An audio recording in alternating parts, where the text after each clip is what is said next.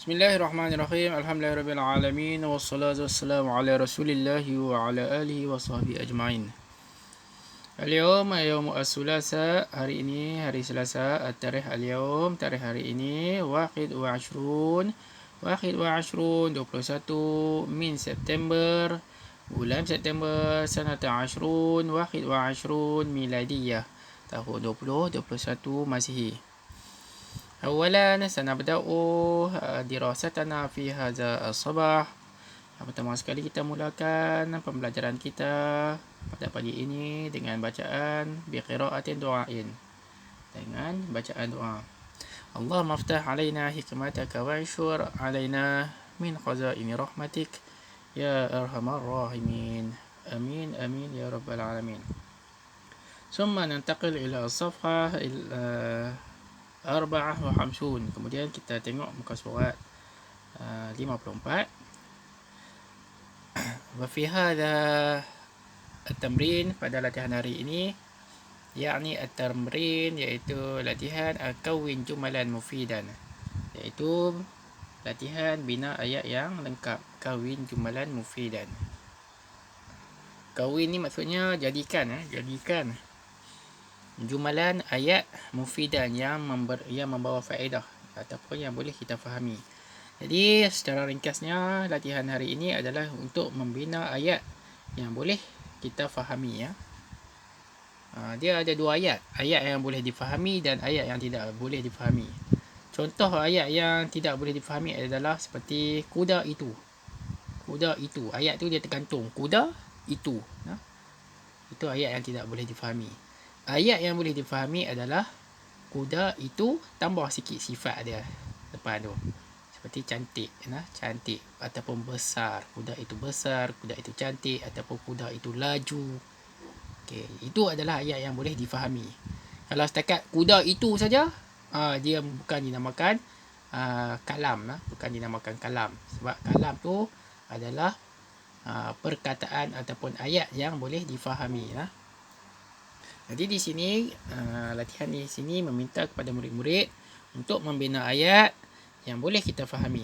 Sebelum itu, marilah sama-sama kita membaca apakah perkataan-perkataan bagi nombor-nombor yang telah diberikan. Kita lihat nombor 1 dahulu. Awalan nazifun. Nazifun membawa maksud bersih. Jadi untuk bersih ini dia ada dua. Satu lelaki ataupun perempuan. Satu muzakkar untuk lelaki ataupun muannas perempuan. Jadi bersih ni cuba kita identify dia. Cuba kita tengok betul-betul. Nazifun ni lelaki ke perempuan ayat dia? Ada tone nak belakang. Kalau tak ada tone jadi lelaki. Okey, nazifun lelaki, ya.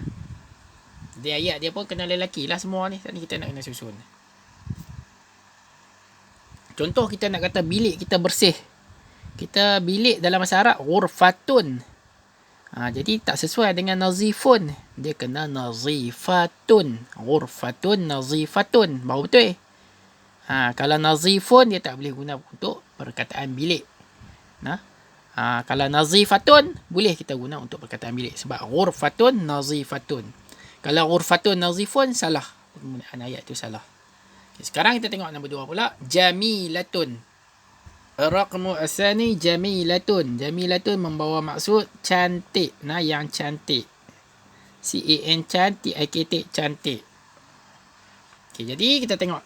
Laki ke perempuan? Ada tun bunyi belakang ni. Muzakkar ke muannas? Ya, muannas, perempuan. Okey, letakkan perempuan. Cantik perempuan. Bukan perempuan tu cantik, sifat dia, sifat jamilatun ni, cantik. Bagi ayat yang sesuai dengan dia, ayat yang berbentuk muannas, seperti ghurfatun. Ghurfatun bunyi tun belakang, bilik. Ghurfatun, jamilatun. Baru betul. Sekarang tengok nombor 3 pula. Jadidun, yang baru. Yang baru. Jadidun maksudnya yang baru ataupun baru. B-A-R-U, baru. Okey, sifat dia lelaki ke perempuan? Muannas ke muzakkar? Muzakkar lelaki, muannas perempuan. Okey, sifat dia apa? Silap pula, ya. Lelaki lah. Lelaki. Jadi sifat dia adalah lelaki. dia muzakkar. Jadidun. Kalau jadidatun baru kita letak pi, perempuan. Kemudiannya nombor 4, wisadatun, maksudnya bantal. Bantal, B-A-M ban, T-A-L tal, bantal. Bantal kita duduk tidur tu, bantal. Okey, kita tengok sifat dia, lelaki ke perempuan ayat ni. Perkataan ni. Sifat dia menunjukkan muzakkar ke muannas. Ada huruf ta. Kalau ada huruf ta, dia bermaksud pi, perempuan. Muannas. Kemudiannya kita tengok wa akhiran, yang terakhir ar-raqmul al-khamisah, nombor 5, hatifun. Hatifun maksudnya telefon, T-E-T-L-A-L-E-F-O-N, phone, telefon. Kita tengok di hujung ada tak huruf tun belakang? Tak ada. Jadi sifat dia menunjukkan lelaki ataupun muzakkar, muzakkar, lelaki. Jadi caranya setelah kita mengetahui sifat-sifat bagi perkataan-perkataan itu, barulah kita dapat membina ayat. Kalau lelaki, kita kena bina ayat, semua ayat tu lelaki. Kalau perempuan, ayat dia mesti ada perempuan, bunyi tun belakang dia. Okay, sekarang kita belajar bawah tajuk baiti jannati, maksudnya baiti, rumah. Baiti jannati maksudnya syurgaku, rumahku, syurgaku. Rumah ada huruf ya ni maksudnya ku, K-U-Ku, K-U-Ku belakang.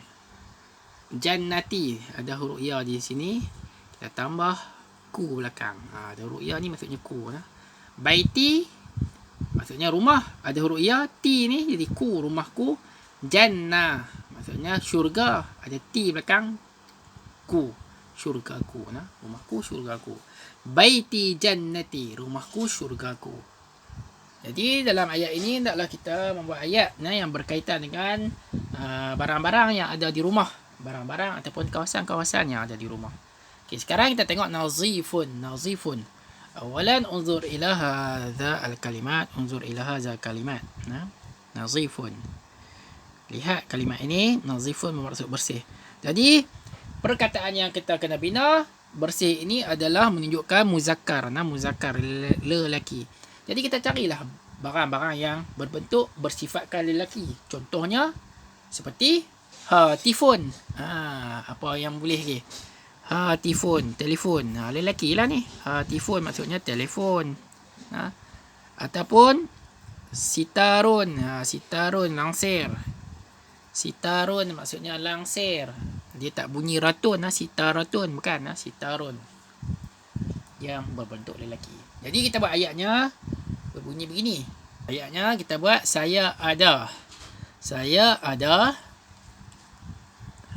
Saya ada. Dia ada. Saya ada. Apa? Langsir. Langsir. L-E-N-G lang. S-I-R-C. Langsir. Yang bersih. Saya ada langsir yang bersih. Ayatnya saya ada. Indi. Ain. Asalnya ain. Asalnya indi ni macam ni. Tapi bila saya ada, indi macam ni. Ada huruf ya belakang. Indi maksudnya saya ada. Indi maksudnya saya ada. Saya ada langsir. Langsir disebut sitarun. Sitarun yang bersih. Nazifun. Okay, jadi siap dah satu ayat. Indi sitarun nazifun. Kalau kamu perasan, bila tak ada huruf ta belakang ni pun tidak ada huruf ta. Indi maksudnya saya ada.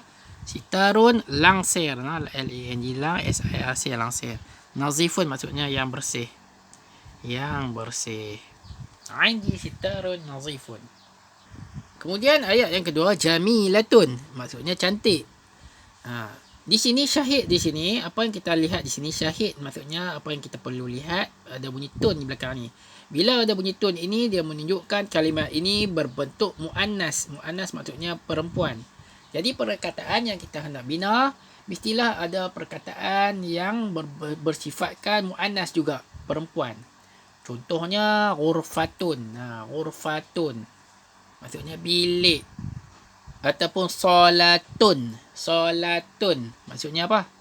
Ruang. Ataupun saatun, jam. Ada bunyi tun belakang tu, baru boleh masuk dengan jamilatun. Jadi dalam paksa pun kamu kena lihat betul-betul. Okay. Contoh ayat di sini, saya ada bilik yang cantik. Saya ada indi, ain, nun ain, dal yadi, indi. Indi maksud saya ada. Tulis sikit, tulis banyak kali tak apa, biar kita ingat. Indi, saya ada. Ghurfatun, bunyi tun belakang. Ghurfatun maksud bilik. Ghurfatun, ni ghurfatun maksud bilik. Bilik umum lah, bilik apa pun. Ghurfatun. Kalau bilik tidur, ghurfatun naumi. Kalau bilik guru, ghurfatun muallimin. Bilik guru. Tapi ghurfatun ni bilik, bilik. Bilik yang umum lah. Indi ghurfatun jamilatun. Bilik study lah. Ghurfatun ni boleh jadi bilik study. Jamilatun, yang cantik. Jamilatun. Saya ada ghurfatun, bilik. Bilik belajar lah, bilik study. Jamilatun, yang Y-A-N-G, yang C-A-N, T-I-K-T, yang cantik. Kalau kamu perasan, bila ada bunyi tone belakang ni, dia mesti sama dengan bunyi tone belakang ni. Jadi dalam periksa ni kamu kena berhati-hati lah. Kalau tak ada huruf ta depan ni, tak ada huruf ta lah belakang dia. Kalau ada huruf ta depan ni, ada huruf ta lah belakang dia. Bahasa Arab dia memang macam tu prinsip dia. Dari segi nahu, nahu ni maksudnya tata bahasa. Kalau bahasa Inggeris kita sebut grammar. Memang macam tu dia punya peraturan dia. Kalau ghurfatun jamilatun, kita tak boleh sebut ghurfatun jamilun, salah. Dia kena ghurfatun jamilatun. Nombor 3, yang baru. Jadidun maksudnya baru ataupun yang baru. Kita tengok pada penggunaan ayat lah. Kalau jadidun boleh jadi baru, ataupun penggunaan ayat yang baru pun boleh juga. Kalau saya ada jam baru, jam disebut sa'atun, boleh tak?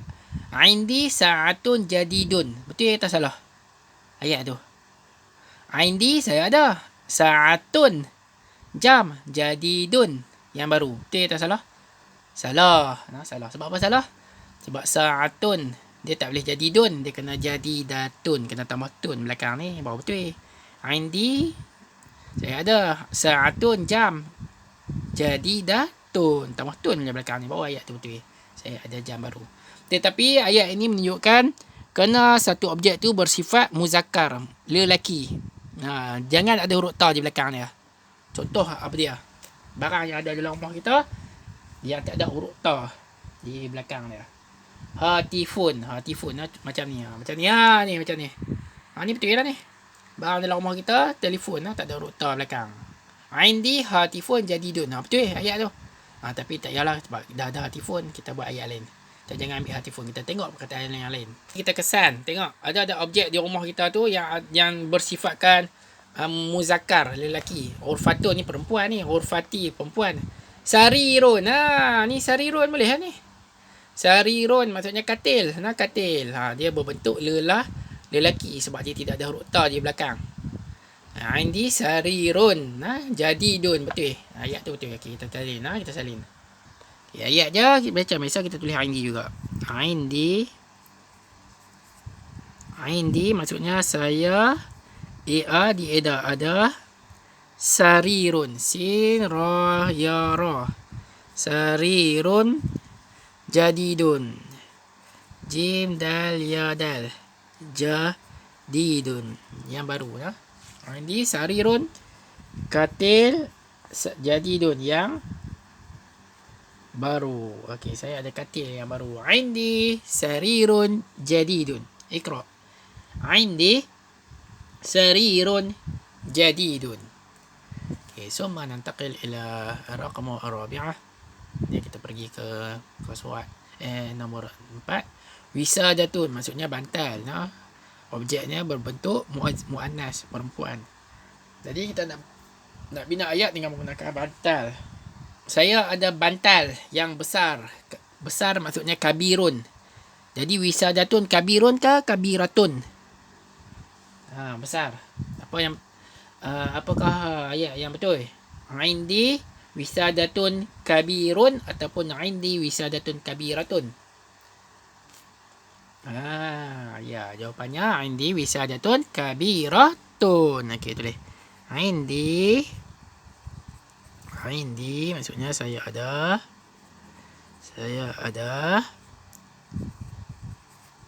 wisadatun bantal kabiratun yang besar. Sebab tu kita kena banyak membaca baru kita tahu banyak vocab yang kita dapat. Banyak mufradat yang kita dapat. Banyak kalimat yang kita dapat. Kalau kita tak baca, kita tak boleh bina ayat. Jadi yang ini saya ada wisadatun bantal yang besar, kabirun asal perkataan kabara, akbar, Allahu akbar, Allah yang maha besar. Jadi kabiratun maksudnya yang besar. Yang besar, saya ada bantal yang besar. Okey, saya ada bantal yang besar. Wa akhiran, dan yang terakhir,